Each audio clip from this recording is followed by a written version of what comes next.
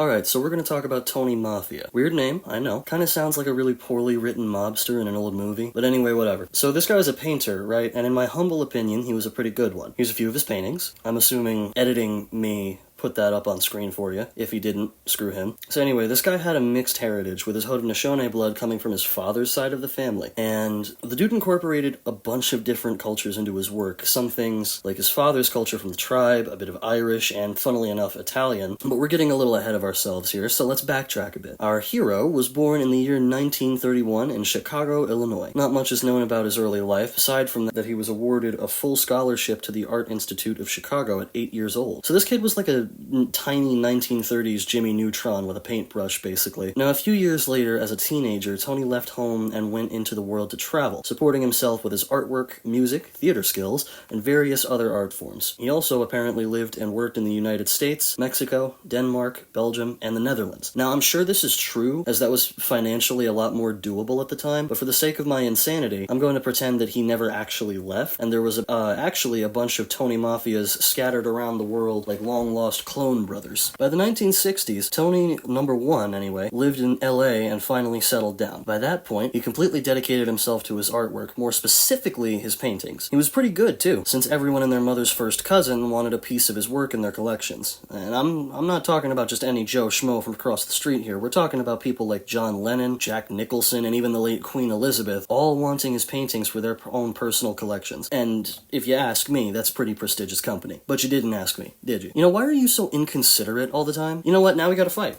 Yep, you and me. Square up. Sorry about that. I recorded this while tweaked out in my room off 17 cans of Monster Energy and a tall glass of Fireball. Anywho, Tony Mafia spent his last years between Arizona and Hoboken, Belgium. He'd bounced between these two places until his death in Hoboken in 1999. And that, my friends, is the story of the late, great Tony Mafia. Moral of the story? Well, there isn't one that I can think of. Don't paint or you'll eventually die in Belgium, I guess? I don't know, man. I'm going to bed. I can't deal with your nonsense anymore. Oh, and since you wanted to be a nuisance, his name isn't really Tony Mafia. It's